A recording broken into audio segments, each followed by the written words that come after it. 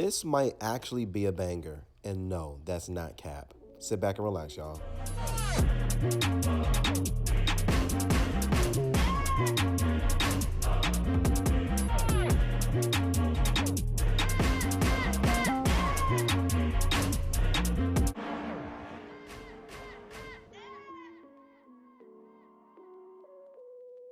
Hey guys, this is your boy Anime Mega Reviews, and today I'm going to be doing a new manga review slash overview of this new manga. And let me just say, this is actually pretty good. And that's something that's pretty incredible to say, because lately, in terms of Shonen Jump, there has been like so many bangers just coming out, new animes, new manga, and not all of them I can really say for sure is going to be a banger. I remember when My Hero Academia had came out, I didn't think it was going to be a banger. However, I was quickly proven wrong, obviously, because My Hero Academia is literally one of the new big three or big four, or even big five, if that's what you want to call it.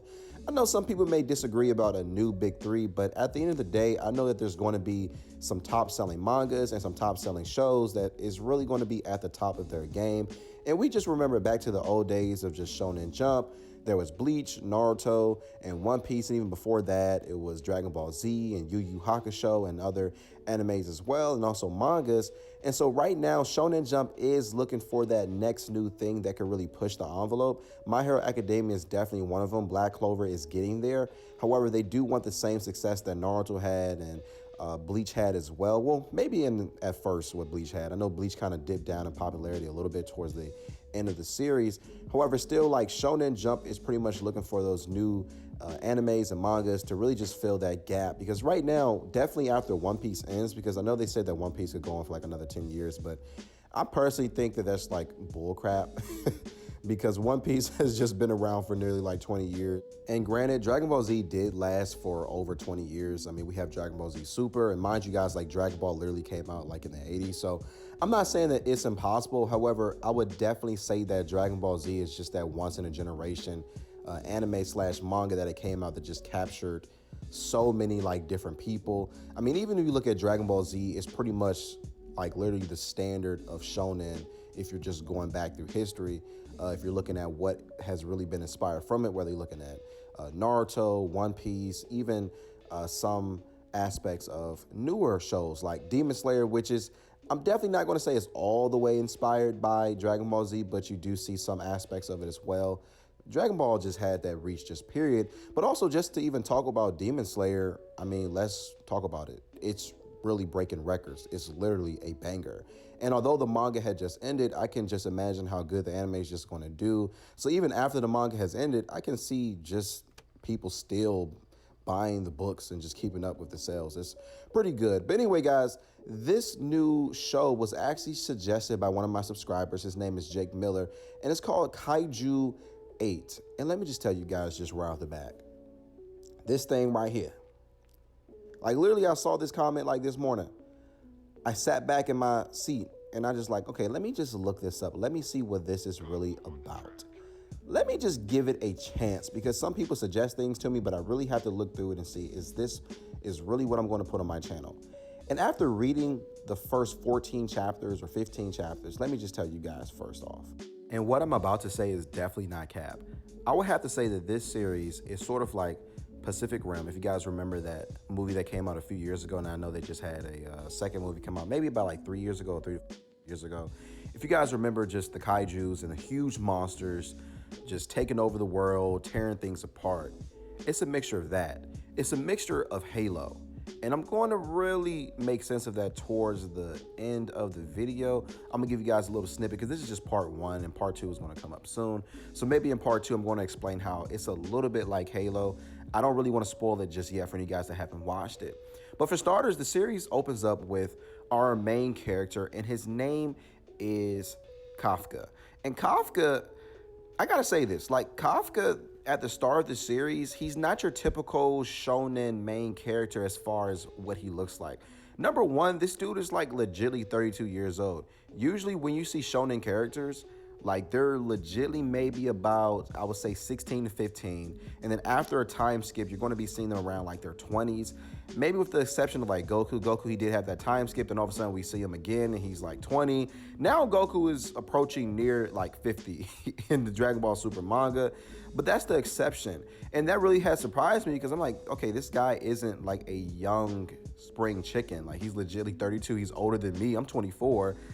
How is he going to be like this main character? Because you really don't see that a lot nowadays. I mean, if you look at just the mainstream shonen characters right now with Asta and Deku, and I know that Asta just turned 16. I believe that Deku was around the same age as well. But our boy Kafka, he is an older man. Like if he was in the NBA, he would be approaching retirement soon. But Kafka, he lives an ordinary life. However, his job is extraordinary. After the Japanese Defense Forces, because that is the force that deals with these kaiju monsters that are constantly wreaking havoc around Japan. And they deal with these creatures. However, it's different with KAIJU no 8 versus, for instance, the movie like Pacific Rim. The creatures are more like, I guess, like smaller, so they're better able to deal with them with these weapons. And that is the Japanese Defense Force. And our boy Kafka, he wanted to be on that force. And it was for one very specific reason. I'm going to talk about that later in the video. But at the beginning of the series, we actually see him being sort of like this city janitor. And what I mean by city janitor is that after the Japanese Defense Forces kill these creatures, it leaves a pretty big mess. Like they don't just evaporate into the air.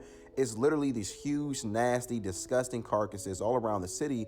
And after a creature is killed by the Japanese Defense Forces, he and the rest of his friends have to go in there and pretty much just clean it up. And that was the job that he was doing for a few years. Like he was legitimately doing this for maybe possibly around like 10 years. Because I believe that the Japanese Defense Forces, they allowed people to enter in around the age of 18, and he did not make it. However, the reason why he did not make it is not really disclosed yet at the beginning of the chapters. I believe it was for a very specific reason that he maybe just didn't say. And as the chapter progresses, we actually see that on a regular day of the job, there is a new guy, and his name is Reno. He's 18, and Reno, he actually wants to be on the Japanese Defense Forces, and he actually wonders why Kafka just didn't make it. And that's kind of the first interaction that they really have, is that Reno, he is just determined to be on the Japanese Defense Forces, while Kafka, he's letting him know like, hey, that's not exactly a bad idea, but you're going to see why it's possibly just not worth it. And you can see that Kafka, I'm not really sure, is he doing this because maybe he didn't make it and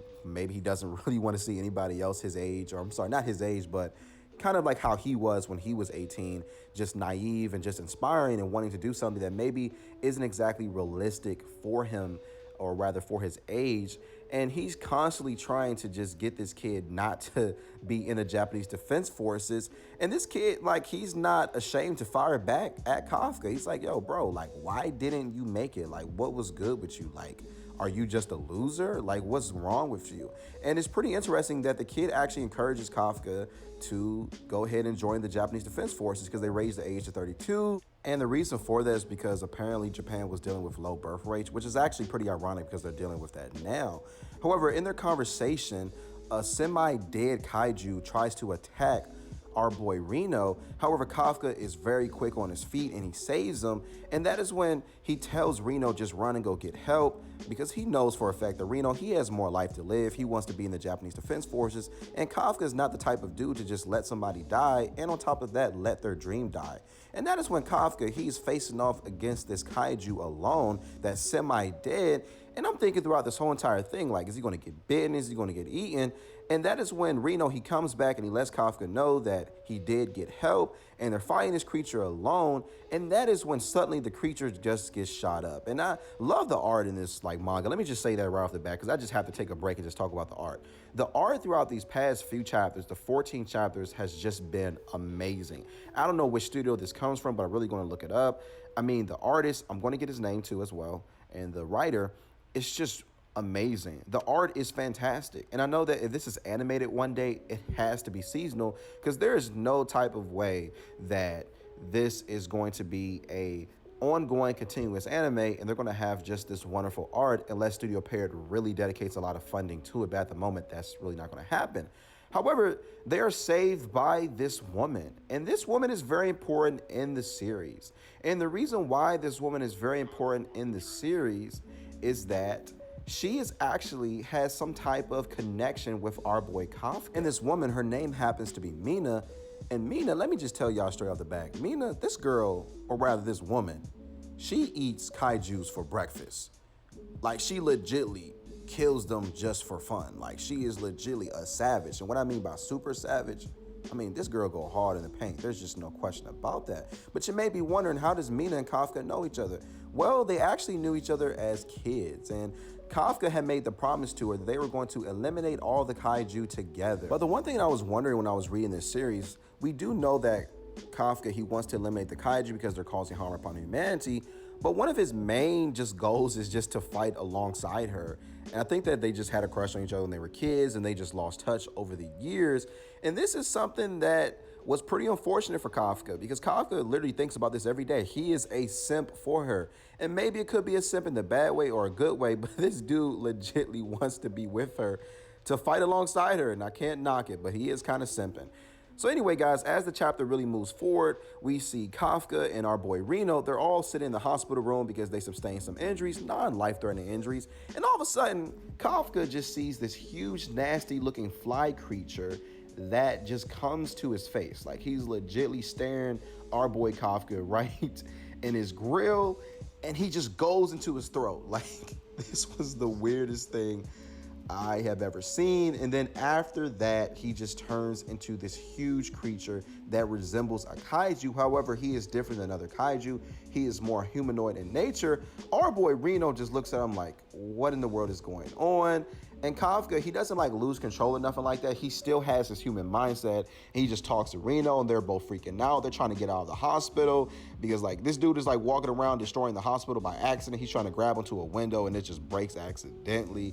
And so then they hop out of the window and yeah, it's pretty funny. And then on top of that, I think one of the best moments that's happened in this whole entire chapter, at least the beginning of the chapters, is that Kafka, he actually sees this little girl in danger because her family was attacked by this huge kaiju.